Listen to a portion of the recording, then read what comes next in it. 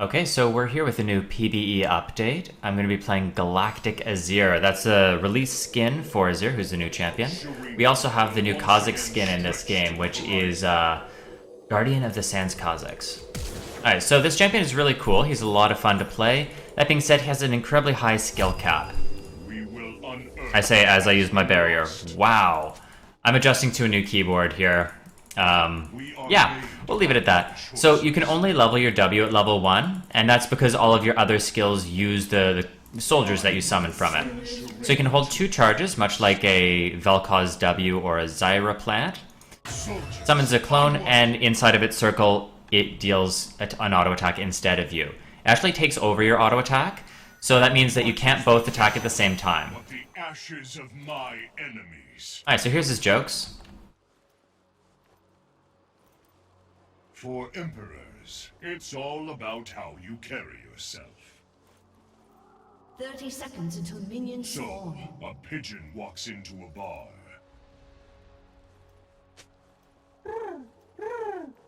I love it when he does the pigeon emote. One of the better jokes in the game. Then of course we have his taunts. And as you saw earlier, Every trace of I'll let this you go. is lost. I will remain. So yeah, when you dance and you have clones up, the clones will dance with you, which is a nice little touch. He is completely AP based, so no AD scalings, nothing like that. Basically, the way his skills work is his passive. Every percent cooldown reduction you build gives you 2% attack speed. This means that boots of lucidity are actually better than attack speed boots if you want to go that way. And makes cooldown reduction very, very important on him. Now, it is worth noting that the clones that you summon, the soldiers, they do not proc on hit effect. Nashor's Tooth is great on him just because of the stats it gives, but it will not give you the bonus AP on hit. So that's something to keep in mind. Now, his second passive, which is really, really neat, and one of the more interesting things about the character, is that he can temporarily revive a tower that's been destroyed, either on the enemy or allied team. He then gets he gets the gold for any minions it kills. That's a neat little thing. Now, it's impossible to say on the PvE whether or not that's going to be game-breaking overpowered or not, but it's a really interesting skill. There's the invade. Not sure if he wants to fight it or not. Power of the sun lives. I'm gonna assume yes. Join me and be elevated. Nope. None know the will of the desert. Okay then. Well, he's walking out the other way. The ruler must choose his hour. I'm just gonna walk out. This is silly. Those who follow me follow destiny. Alright, well, we saved his buff. That was such a waste of time. Onward. So your Q, as you saw there, it repositions the soldiers that you have out there. It also deals a slow and some magic damage. That's decent AP scaling on it, a 0.6 ratio. Your auto attacks on your soldiers there, those also have an auto attack ratio. They don't scale with AD as I mentioned before. They scale quite well actually, 0.7. Your E then dashes you to one of your clones that you have up, and if you collide with a champion, then it stops you and shields you. The shield scales with your bonus health. So health is also really nice on him. Things like Rylai's are really, really good. Ugh. Not a fan of that. When you summon them, if you auto-attack right then, it does the animation, takes over your attack, but doesn't seem to deal any damage, and I'm not sure why that is. Yeah, you kind of have to wait a second after they've been summoned, or else it wastes it. So just repositioning them on top of him, and then at auto-attack. Trying to get a little bit of poke down. Now, he is a mana user, as you can see, but he's not overly mana hungry. Yeah, here's the gank. I'll just dash forward to my clone. So basically, if you're trying to use an escape combo, you're going to drop your W, you're going to dash it forward, which goes quite far, and then you're going to jump to it using your E. The actual summon radius on them, though, is quite small. I'm sending a lot of people mid this game, it's kind of odd. Now, a lot of you are probably going to wonder why I'm running Barrier. reason is that I've seen pretty much everyone running Ignite. This guy's running heal, though. So yeah. You actually need to survive in fights if you're going to do too much, because his burst is quite low. It's all about the sustained damage. So while Ignite is lovely, and I could definitely see a lot of people running Ignite on him, I felt that the ability to survive in fights and to bait fights was a little bit more important for me. As you can see, I'm kind of out of mana. He has plenty left, so I need to just get back to last hitting. Now, I've been trying a bunch of different builds on him, and while I'm not overly experienced with him yet, what I'm enjoying doing is, instead of rushing a Nashor's Tooth, which, as I mentioned before, you do not have on-hit effects on your soldiers, so you don't get that bonus AP damage, I've been rushing Boots of Lucidity. Gives you 15% cooldown reduction, which translates into 30% attack speed, all for 1,000 gold while also offering move speed. So I've been building that as my first item, and then rushing into a Rod of Ages to give me nice amount of mana, good amount of both health and AP and mana. Oh, sorry, I already said mana. But yeah, basically, it just allows me to scale up and become sort of a lane bully, a beefy champion, without having to rush out like a Chalice, which I don't think is really needed. He's just gonna camp me all game, that's fine. I'm still ahead in CS, even though I'm not doing well. We are the authors of history. So he's relatively safe. The only reason I think that he's going to be a little bit better as a mid laner over a top laner is because he auto pushes the lane and doesn't have sustain. So if you're versus someone who, let's just say Riven for example, Riven's just going to sort of run straight at you and probably straight up murder you, and she's mobile enough to, she's not going to be stuck in the middle of your clones 9 times out of 10. You're also then going to have to worry about ganks. If you're ever using your E unwisely, then those ganks could go quite poorly against you. Not saying she can't top by any means, because I could see him doing it. I'm just saying that I think he's going to be more consistent as a mid laner. But time will tell. So, I have my ult now. The ult is a relatively short-range wall that summons soldiers and they push out from you. So you can use it as a knockback to push enemies away from you, and then it acts sort of like an Anivia wall. The difference being is that allies can walk through it and they gain a speed buff as they do so. So it's really, really good to sort of lock people in, because your allies can still get in there, right? The second thing that's different about it is that most dashes cannot go over it. Blinks and things like Hecarim Ult, sorry, not Hecarim Ult, Malphite Ult, Vi Dash, Vi Ult, those sort of things, they can go over it. So there's a whole list of things that do and don't work on it. That's something that you may want to check out. Just gonna let him know that Rengar's there, just in case he didn't notice. Alright, so, this has been a pretty boring lane. I'm gonna try and play a little bit more aggressively once I do my first buy. I'm not overly experienced with the champ yet, so I'm playing a little bit safe. Yeah, another gank. None know the will of the desert better than I. They really love mid. This is entertaining. I will return Shurima to greatness. Kill. Ha! We are made by our choices. So just to reiterate, I feel that sort of a bruiser AP on spell hit build is quite strong on him. So things like Rylai's Crystal Scepter, sorry I lost my train of thought for a second. Rylai's Crystal Scepter works well because you're going to apply a good amount of damage from it, and you're going to want the health, and the slow effect does apply on your soldiers. Now your soldiers do count as AoE, so it's a little bit less of an effect, but the stats from it are nice enough that I think it's going to be part of a lot of the builds when you see someone trying to build a little bit beefy. Same thing with Rylai's, where you have slows from your dashes on your Q, and your soldiers are going to apply it, so that's great. But on-hit effects from Wit's End, Nashor's Tooth, Lich Bane, anything like that that requires an auto attack aren't really going to work well on him. Because, well, they don't work on soldiers, and soldiers are doing almost all of your attacking for you. So the skill order I've been doing is just 1 point in W, because the only thing that changes as you level it is you get soldiers more often. So, while it's nice, it's not really crucial for laning phase. It doesn't increase their damage or do anything like that. Your Q, on the other hand, though, does a lot more damage. your E, of course, you're using it mostly as an escape, so that's why I generally don't rush it.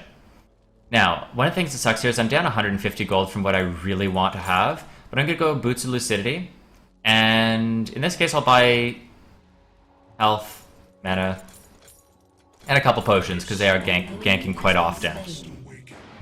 If you are able to do a really quick rush to 1,000 gold and pick up Boots of Lucidity, it gives you a lot of free stats. So as you can see right now, I have a current bonus attack speed of 30%. And that's because wait, that should be 40%. I don't think it's updating properly. Unless they changed it in the most recent patch. I have 5% from Masteries, and then I have 15% from Boots. It's possible, though, that they're changing how it works, and they just haven't updated the tooltip.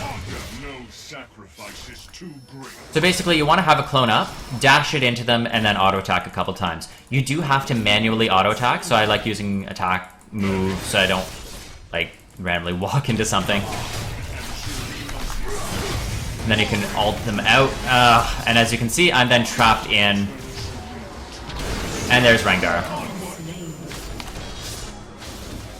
I just wanted to show off the ult, but of course he's just going to ult me back into tower.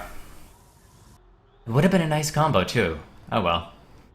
So you can do almost like an insect, where you drop the W, dash it forward, pull yourself in, and then ult them out into your remaining clone. It's a little bit difficult to pull off though. I wanted to try and show off that combo, but obviously not really going to go in my favor. In the meantime though, bot is doing well, so it doesn't really matter what I do. I can just sort of have some fun here. I've had a lot of people asking while I'm streaming whether or not he can jungle, whether or not he can support, and his CC is relatively minimal. It's a 25% slow, which is the most recent change to him. It used to be a 20% slow. So his Q is not much of a slow. It's 1 second, right? So, not ideal. He's a mana user, so his support's a little less ideal. Because unless you're one-shotting someone in the amount of mana you have, you're probably not a good support pick, right? You have to manually issue an attack command and it stops your movement in order for your clones to attack. So, again, not ideal for support. Whereas a Zyra, on the other hand, is going to have much better CC, much better damage, and be infinitely more reliable. Your ult, well, it's an ult, it's level 6. Lane phase is pretty much over by level 6. Your team has destroyed a turret.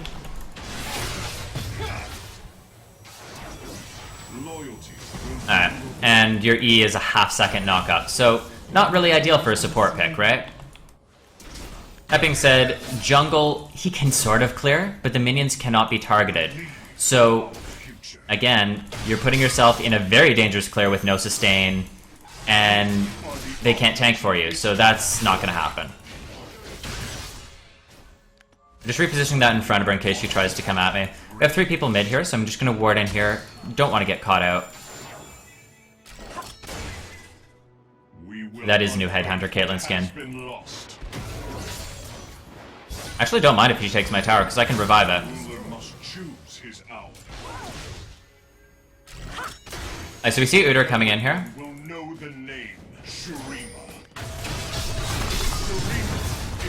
There we go.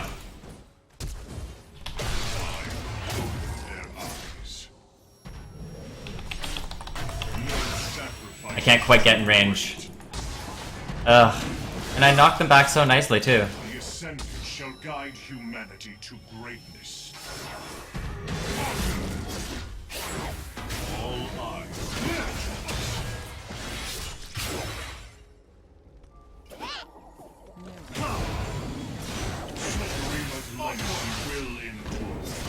Alright, I'm just gonna heal up, back out.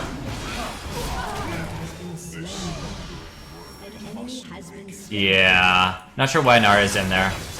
Join me Enemy double and be kill. elevated.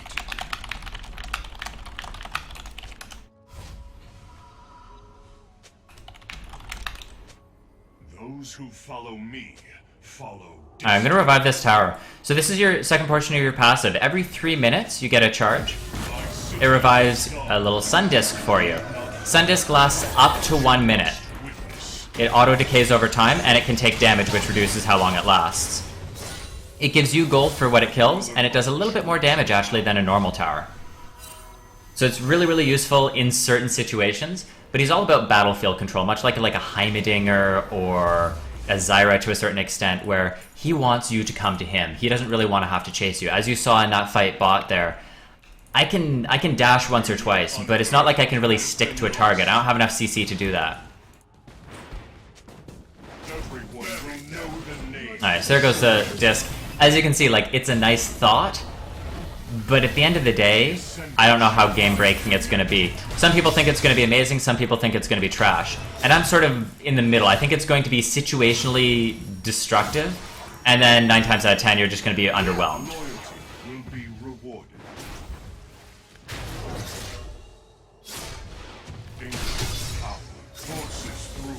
So I have some decent attack speed here from these boots. I really want to finish up my Rod of Ages, get a bit tanky.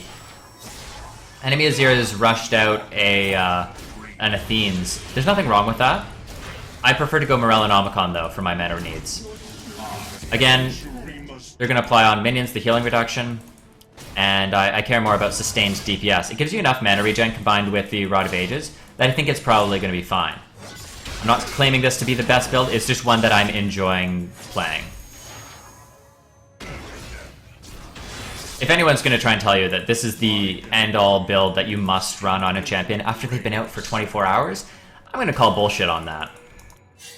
The power of the sun lives. Yeah, he needs... Oh, never mind, he's coming down the other way.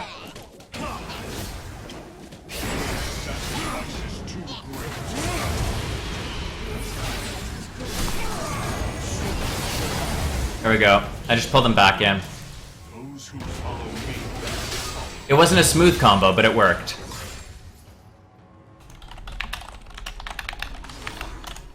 Yeah, we could Dragon on that, but I need someone to tank it for me. I'm not very good with auto-attacking champions, so I'm probably going to be missing a lot of repositions here that I should have for free. Slow down. We are the authors of history. So they changed something in the most recent patch. It used to be that the summons would be able to attack turrets. They no longer can, but if you summon one on the tower, it smites the tower and deals 0.6 AP ratio.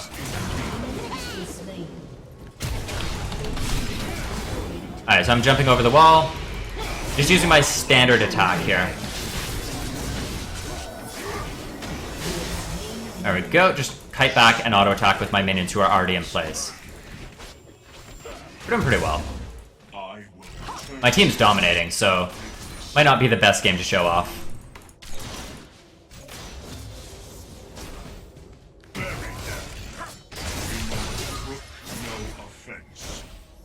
I have enough for my Rod of Ages. I really should have gone back and bought it by now, but I'm being cocky. So as you can see, 200 damage, but it does not summon the minion. Ideally, you should never use both charges like I just did, because it leaves you at a risk, right? If he jumps in right now, not too much you can do. There is no future without Shireen. Unstoppable.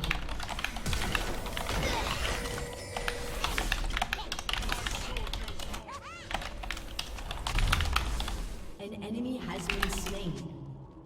Yeah, it's a similar idea to Zed, where you're constantly trying to get shadows in the position you want them so you can do a nice combo and re-engage, but at the same time, you're also trying to orb walk. What's the build for Morello?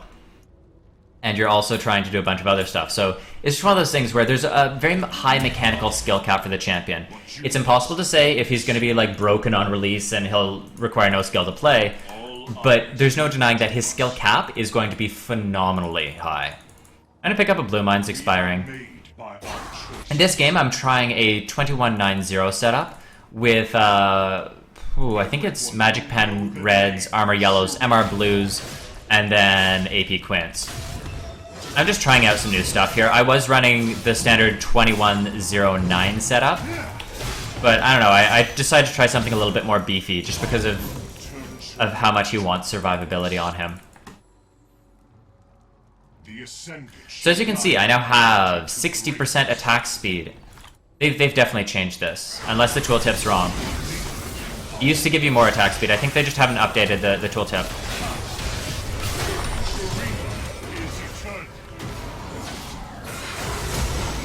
Alright, so I revived the tower there.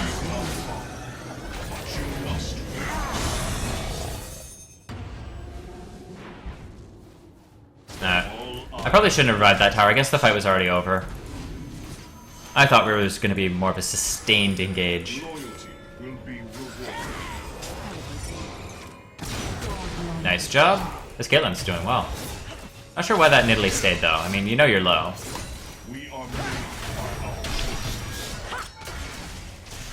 Alright, so obviously they do draw minion aggro for you. We are the authors of history.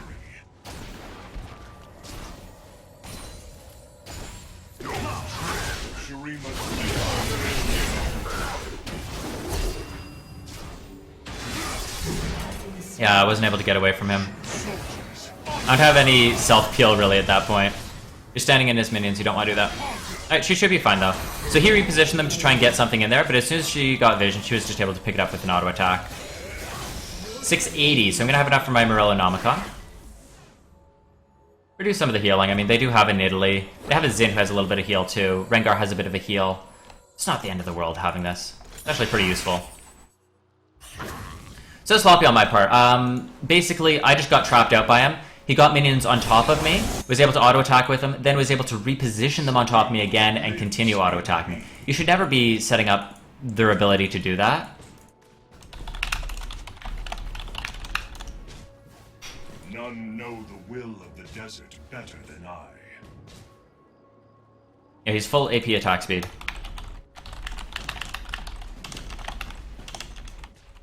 Oh, we got a GG.